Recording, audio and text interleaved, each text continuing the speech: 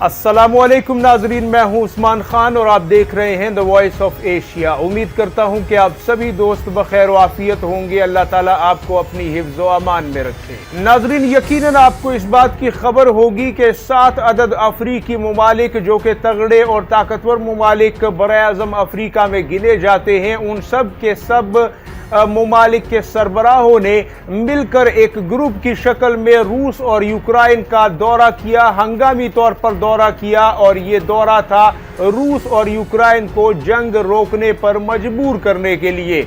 असल में तो इसका मकसद ये था, लेकिन जब ये वहां पहुंचे तो रूसी सदर ने इन्हें कैसे टैकल किया और किस तरह से इन पर हकीकत आश्कार की, और इसी दौरान मौके का फायदा उठाते हुए यूक्रेनी सदर ने कौन सा बड़ा और अहम तरीन मुतालबा सामने रख दिया। और अब नाजरीन, इन ममालिक के साथ होने वाली गुफ्तो शनीद जो है वो निकल के बाहर आ रही है, और इस कॉन्फ्रेंस के अहम तरीन नुकात जो हैं इस मुलाकात के, जो कि रूसी सदर के साथ हुई, वो अब मीडिया में खुलकर सामने आ रहे हैं। और सारे जो पॉइंट्स हैं वो भी क्लियर होते जा रहे हैं कि किन अहम तरीन बातों पर ज़्यादा से ज़्यादा बहस हुई और क्यों ये मामला सिरे तक नहीं पहुंच सका।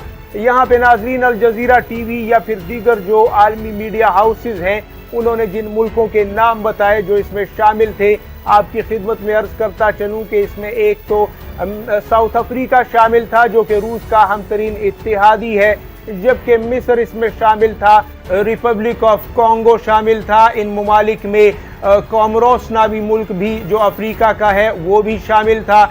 इसके अलावा इसमें युगांडा और सेनेगल जैसे ममालिक भी शामिल थे, और इनके सरबराहों ने मिलकर एक ग्रुप की शक्ल में रूस का दौरा किया सेंट पीटरबर्ग महल में। तो वहां पे इनकी मुलाकात रूसी सदर से हुई। रूसी सदर से मुलाकात में एक दिलचस्प वाकया भी होता है, वो भी आपको बताते हैं। लेकिन जब ये अपनी बात शुरू करते हैं तो इब्तदाइया कलिमात में इस ग्रुप के नुमाइंदों का ये कहना होता है कि हम यहाँ पर सीधा और साफ साफ मुतालबा लेकर आए हैं, और वो ये है कि हम चाहते हैं कि आप इस जंग को रोकें। यानी कि रूसी सदर से वो मुखातिब होकर कहते हैं कि आप इस जंग का खात्मा करें, और इसके असरात जो हैं वो ना सिर्फ ये कि अफ्रीकी मुल्कों पर बहुत गहरे मुरतब हो रहे हैं, बल्कि इसके असरात दुनिया के दीगर ममालिक को भी बर्दाश्त करना पड़ रहे हैं। लिहाजा हम अपने तौर पर यूक्रेन और मगरबी ममालिक पर भी ये दबाव डालते हैं और उनसे भी ये मुतालबा करते हैं कि वो भी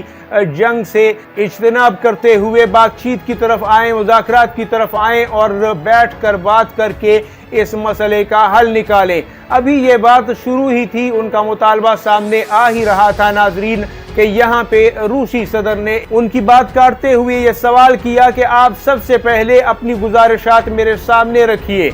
आप कौन सी गुजारिशात लेकर आए हैं कि आपकी गुजारिशात गलत फहमी पर मबनी हैं और आपको किस तरीके से गुमराह किया गया है। हम आपको ये बताना चाहते हैं कि रूस ने जंग की शुरुआत नहीं की थी, आपको किसी ने गलत मालूमात दी हैं। इस जंग की शुरुआत यूरोपीय ममालिक ने की और यूक्रेन के साथ मिलकर की। अमेरिका ने इसकी शुरुआत की, और हमारी तो फौज अभी यूक्रेन की सरहदों तक भी नहीं पहुंची थी कि कुछ महीने पहले से ही यूक्रेन को नेटो में शामिल करने और इस तरह के उसे हथियारों से जो कि जंग में इस्तेमाल होते हैं उसे लेस करने के हवाले से तैयारियां जोरों शोर पर जारी थी, और जंग तो उसी वक्त शुरू हो चुकी थी। लिहाजा रूस को अपने दिफा के लिए, अपनी हिफाजत और सलामती के लिए और अपने मफादात के तहफ़्फ़ुज़ के लिए ये जंग लड़ना पड़ी। हमने जंग मुसल्लत नहीं की, बल्कि हमें ये जंग लड़ने पर मगरिब ने मजबूर किया है।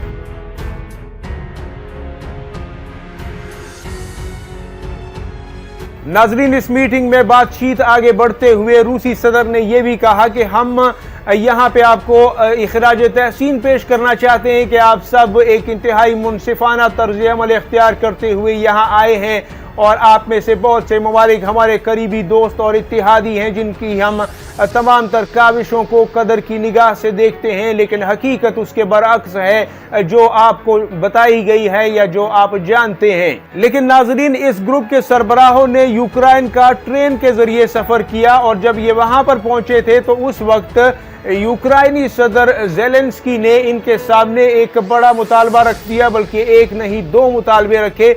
यूक्रेनी सदर ने कहा कहा कि हम रूस की बातें मानने को तैयार हैं, हम मुज़ाकरात के लिए भी तैयार हैं, लेकिन पहले तो हमारे जंगी कैदी रिहा किए जाएं ताकि हम रूस पर एतमाद कर सकें और एतमाद की फिजा पैदा हो सके।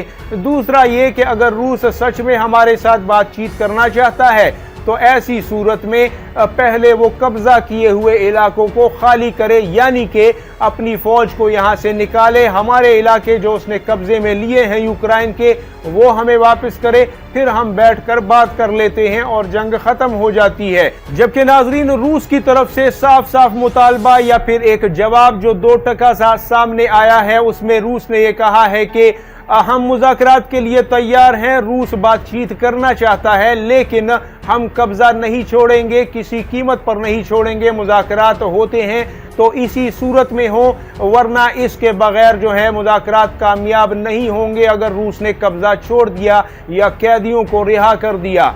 यानी नाजरीन, दूसरे लफ्ज़ों में अगर कहा जाए तो रूस दरअसल मुज़ाकरात या बातचीत उसी सूरत में करना चाहता है कि यूक्रेन की गर्दन उसके हाथ में हो और उसे दबोच कर उससे तमाम तर बातें मनवाई जाएं।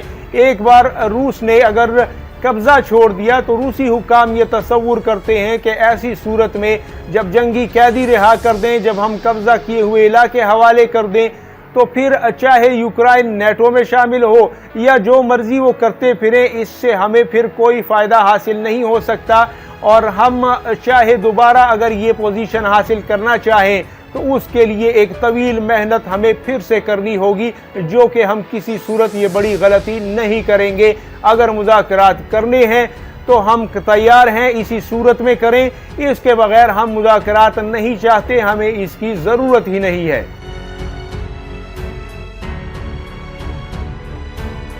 लिहाजा नाजरीन, अब ये ममालिक तकरीबन खाली हाथ ही वापस इन्हें आना पड़ा और कोई ऐसी अचीवमेंट इनकी नहीं हो सकी, लेकिन इसमें मिस्र, साउथ अफ्रीका और दीगर अफ्रीकी मुल्कों जैसे रूस के अहम तरीन इत्तेहादी, चीन के अहम तरीन इत्तेहादी भी शामिल थे।